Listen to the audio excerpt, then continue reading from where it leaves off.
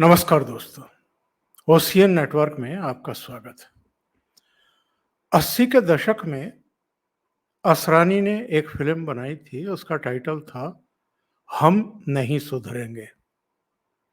इस देश में ऐसे बहुत सारे लोग हैं, ऐसे बहुत सारे अ, नेता हैं, जिन्होंने शायद ये कसम खा ली है कि वो नहीं सुधरेंगे।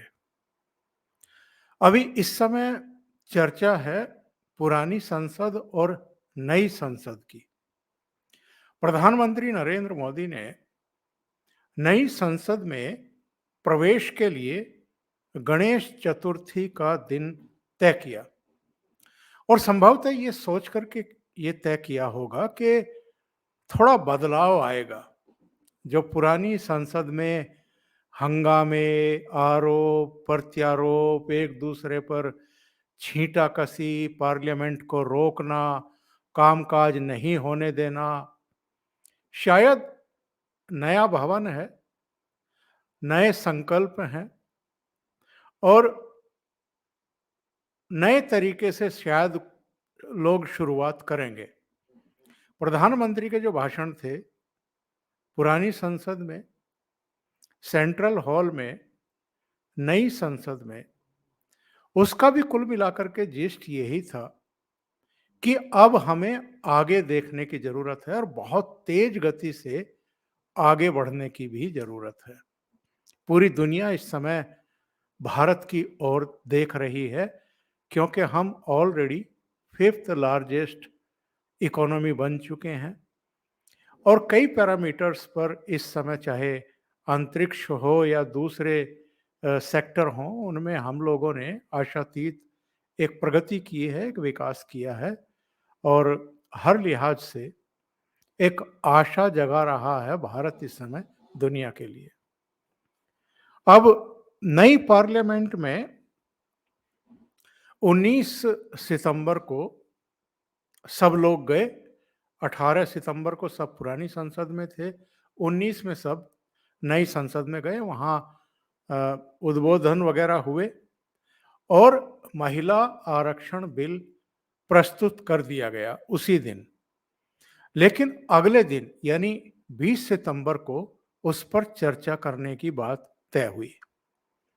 कुल मिलाकर के 60 सांसदों ने महिला आरक्षण बिल पर अपने विचार रखे और शाम को उसे लोकसभा ने पारित भी कर दिया और थंबल मेजोरिटी से किया। 454 सांसदों ने महिला आरक्षण के समर्थन में वोट किया।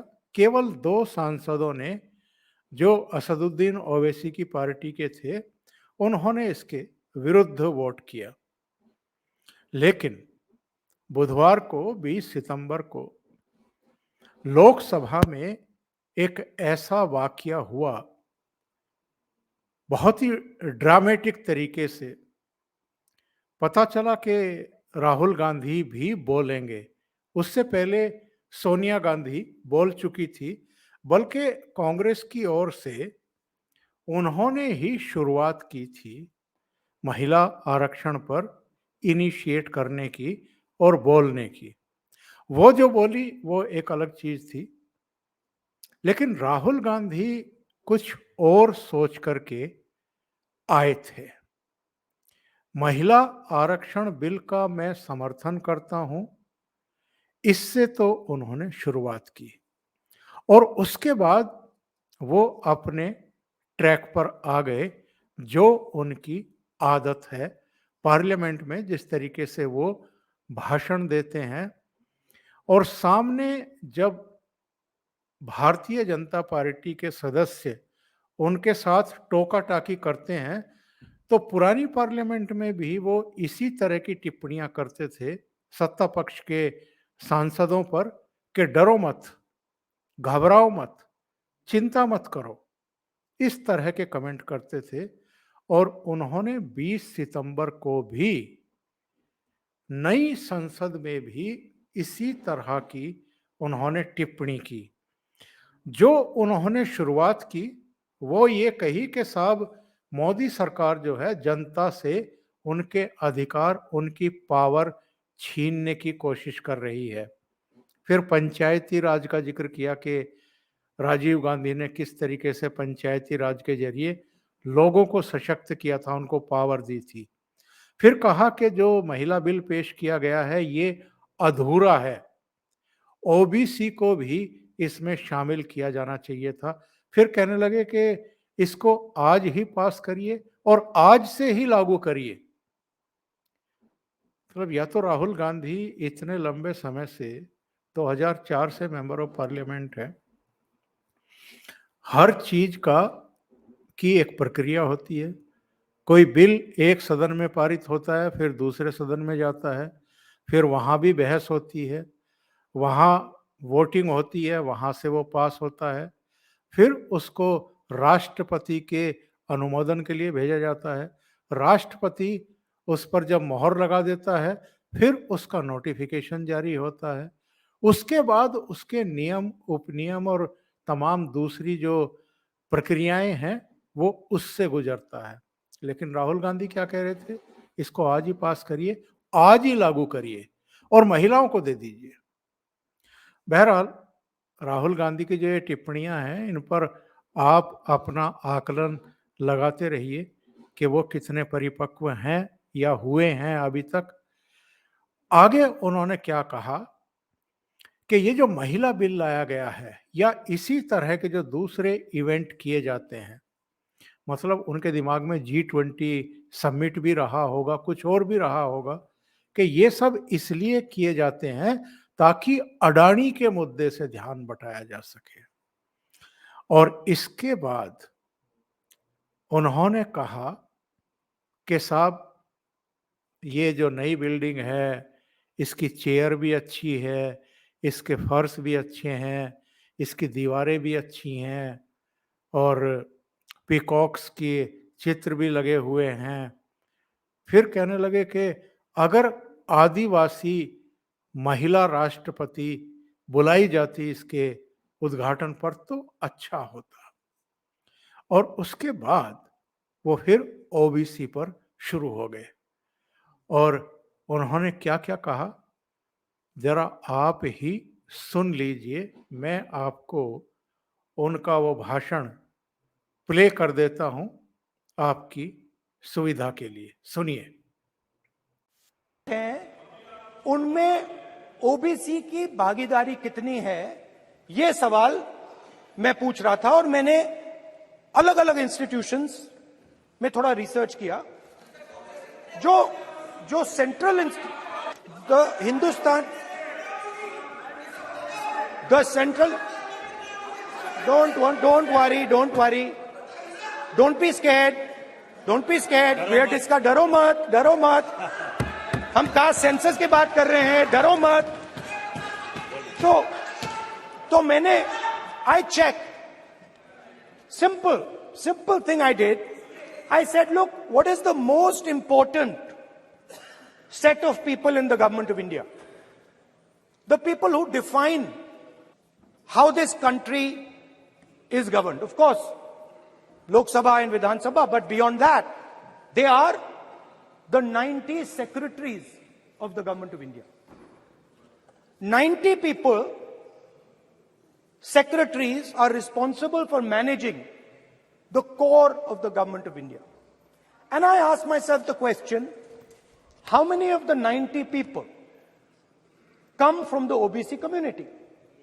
And I was shocked and shattered by the answer. मैंने ये सवाल पूछा कि ये जो 70 सेक्रेटरी हैं, 90 सेक्रेटरी हैं, ये जो हिंदुस्तान की सरकार को चलाते हैं, जो बजट को चलाते हैं, इनमें से ओबीसी कितने हैं? नरेंद्र मोदी जी प्रधानमंत्री हैं, ओबीसी के लिए काम करते हैं। मैंने ये सवाल पूछा। मैं आपको जवाब देना चाहता हूं, हिंदुस्तान के सेक्रेटरीज 90 में से सिर्फ 3 ओबीसी से हैं। और सुनिए और सुनिए, नहीं घबराइए मत, डरो मत। और सुनिए, ये जो सेक्रेटरीज हैं जो ओबीसी कम्युनिटी से हैं, ये हिंदू। अब आप ये देखिए वो क्या कह रहे थे? वो कह रहे हैं कि 90 सेक्रेटरी गवर्नमेंट ऑफ इंडिया को चलाते हैं, सरकार को चलाते हैं। क्या वाकई सेक्रेटरी चलाते हैं सरकार को? क्या इतनी समझ है राहुल गांधी को? और जिस ड्रामेटिक अंदाज में वो ये सब कुछ कह रहे थे कि 90 सेक्रेटरी में से केवल 3 ओबीसी से हैं, क्या आईएएस या आईपीएस ये सब अधिकारी या आईआरएस या विदेश सेवा के जितने भी अधिकारी हैं, उनका चयन इस आधार पर होता है कि कितने दलित हैं, कितने पिछड़े हैं, कितने सवर्ण हैं, कितनी महिलाएं हैं, इस आधार पर होता है क्या? तो एक बेवजह का मुद्दा उन्होंने बनाने की चेष्टा की और उसी अंदाज में, जिस अंदाज में पुरानी पार्लियामेंट में उनकी आदत थी, ड्रामेटिक तरीके से, और सामने वाले जो सत्ता पक्ष के जो सांसद हैं वो अगर टोका टोकी कर रहे हैं उनको, क्योंकि निरंकुश तरीके से बोलना शुरू करते हैं और हर चीज को बहुत नाटकीय तरीके से पेश करने की इनकी आदत है, तो सामने से भी टोका टोकी होती है, तो उस पर ये कहना कि डरो मत, घबराओ मत, चिंता मत करो, ये शो करता है कि वो सामने जो भी मेंबर ऑफ पार्लियामेंट बैठे हैं उनको एक तरीके से अपमानित करने की कोशिश कर रहे हैं। और लोकसभा स्पीकर ने उनको टोक भी दिया कि यहां सब बराबर हैं, ये डरो मत शब्द का इस्तेमाल आप ना करें। और बाद में ये जो सवाल उठा रहे थे कि नरेंद्र मोदी प्रधानमंत्री हैं, वो किस तरीके से सरकार चला रहे हैं कि केवल 3 सेक्रेटरी ओबीसी से हैं, मतलब महिला आरक्षण बिल पेश हुआ, उस पर चर्चा हो रही थी, उसी को पास किया गया चर्चा के बाद, थंबल मेजोरिटी से किया गया, 454 एमपी ने उसको समर्थन दिया। लेकिन ये एक नया राग अलाप रहे थे खड़े होकर के ओबीसी का, और इन्होंने मांग कर दी कि साहब ओबीसी की गणना करवाइए, जातीय गणना करवाइए, दलित कितने हैं, ओबीसी कितने हैं, दूसरे कितने हैं, ये सब कह कर के ये बैठे थे। और बाद में जैसे ही अमित शाह चर्चा में हस्तक्षेप करने के लिए और अपनी ओर से उद्बोधन देने के लिए खड़े हुए, तो उसके तुरंत बाद ये पार्लियामेंट से निकलने लगे, सदन से निकलने लगे। और इस पर जो सत्ता पक्ष के मेंबर ऑफ पार्लियामेंट थे उन्होंने हल्ला मचाना शुरू किया, शोर मचाना शुरू किया कि अब आप सुनिए, गृह मंत्री खड़े हुए हैं। तो जो ये बार बार एक सीन क्रिएट करने की कोशिश कर रहे थे, सत्ता पक्ष के जो मेंबर ऑफ पार्लियामेंट थे उनको ह्यूमिलेट करने के लिए या एक तरीके से अपमानित करने के लिए, तो उसका जवाब अमित शाह ने भी उनको दिया कि डरो मत, भागो मत। और पहली बार मैंने ये देखा कि अमित शाह ने इस तरह की टिप्पणी राहुल गांधी पर की। और अगर इतने बड़े स्ट्रेचर का कोई नेता राहुल गांधी पर इस तरह की टिप्पणी कर रहे हैं या बोल रहे हैं, तो इसका मतलब आप समझ सकते हैं कि क्या है, कि राहुल गांधी की इन टिप्पणियों से, इस तरह की आदत से जो सरकार के टॉप मोस्ट लीडर हैं वो भी अब ऐसा लगता है कि आगे जा चुके हैं, परेशान हो चुके हैं। सुनिए अमित शाह ने इनको क्या जवाब दिया, कैसे इनको कहा जब ये जा रहे थे कि डरो मत, भागो मत, रुको। और उसके बाद ये जो कह रहे थे कि जो 90 सेक्रेटरी हैं वो सरकार को चलाते हैं, उसका भी अमित शाह ने इनको करारा जवाब दिया। सुनते हैं अमित शाह ने क्या कहा। जिसको जाना है डरिए जाने दो मत, आपको। डरिए मत। अरे भाई डरो मत।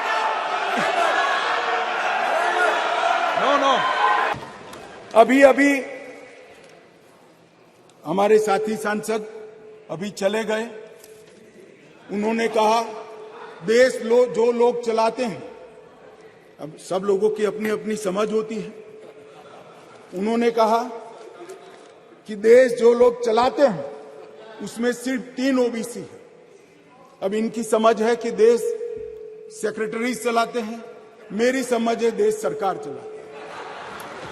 मान्यवर, संविधान की स्कीम है, देश की नीतियों का निर्धारण इस देश की कैबिनेट करती है, इस देश की सरकार करती है, इस देश की संसद करती है। और आंकड़े अगर आपको चाहिए तो मैं बता देता हूं, सुनने के लिए आप बैठे नहीं हो। भारतीय जनता पार्टी के सांसद में 29%, 85 सांसद ओबीसी कैटेगरी के हैं। कंपैरिजन करना है तो आ जाइए। और मान्यवर मंत्री भी 29 ओबीसी कैटेगरी के हैं। मान्यवर, सस्ते चुनावी वादे करना और पॉलिटिकल भाषण करना, मान्यवर बीजेपी के ओबीसी एमएलए 1358 में से 365 है, 27% है। ये सभी ओबीसी का राग आलापने वालों से ज्यादा है। मान्यवर, बीजेपी के ओबीसी एमएलसी 163 में से 65 है, 65 है, 40% है। ये 33% की बात करते हैं। मान्यवर, चुनावी भाषण करना बहुत ठीक है, कोई एनजीओ बनाकर दे देता है, चिट्ठियां आकर पढ़ जाना ठीक है। भैया, मन से पिछड़ा वर्ग का कल्याण करने का काम हमारे नेता नरेंद्र मोदी जी ने किया। नरेंद्र मोदी जी जब पहली बार संसद के अंदर नेता चुने गए और कहा गया उनको भाषण करने के लिए, लिखा हुआ भाषण एक साइड पे रह गया। उन्होंने कहा 2014 में मेरी सरकार दलितों की सरकार है, आदिवासियों की सरकार है, पिछड़ों की सरकार है, महिलाओं की सरकार। और मान्यवर, आज देश के 80 करोड़ गरीबों को घर, शौचालय, बिजली, पानी, दवाई, गैस का सिलेंडर और खाने के लिए अनाज देने के बाद आज माताओं के लिए 33% आरक्षण नरेंद्र मोदी जी लेकर आए हैं। और मोदी जी ने ये जो वादा किया था, मान्यवर, ये जो वादा किया था वो मोदी जी ने पूरा किया है। और ये सारे जो ओबीसी का राग आलपते हैं, उनको मैं कहना चाहता हूं, आपकी पार्टियों ने कभी ओबीसी प्रधानमंत्री नहीं बनाया, भारतीय जनता पार्टी ने ओबीसी प्रधानमंत्री बनाया। अमित शाह जैसे ही खड़े होकर के दहाड़ने शुरू हुए, राहुल गांधी सदन से भाग खड़े हुए। ये ड्रामेटिक अंदाज में कुछ मुद्दों को राजनीतिक लाभ लेने के लिए उठाते जरूर हैं, लेकिन जब सामने से जवाब आता है उसका, और बड़ा पुख्ता जवाब आता है, मुकम्मल जवाब आता है, तब ये सामना नहीं कर पाते हैं और सदन से भाग खड़े होते हैं। वही बुधवार को राहुल गांधी ने फिर से किया। अभी के लिए इतना ही। बहुत बहुत धन्यवाद। अगर आपको ये चैनल और इसके कंटेंट पसंद आ रहे हैं तो लाइक करें, कमेंट करें, वीडियो को शेयर भी करें। अभी तक अगर आपने ये चैनल सब्सक्राइब नहीं किया है तो सब्सक्राइब कर लें और साथ में लगे बेल आइकॉन को दबा दें, ताकि आगे आने वाले वीडियो और उनके नोटिफिकेशन आप तक पहुंचते रहें। बहुत बहुत धन्यवाद। नमस्कार।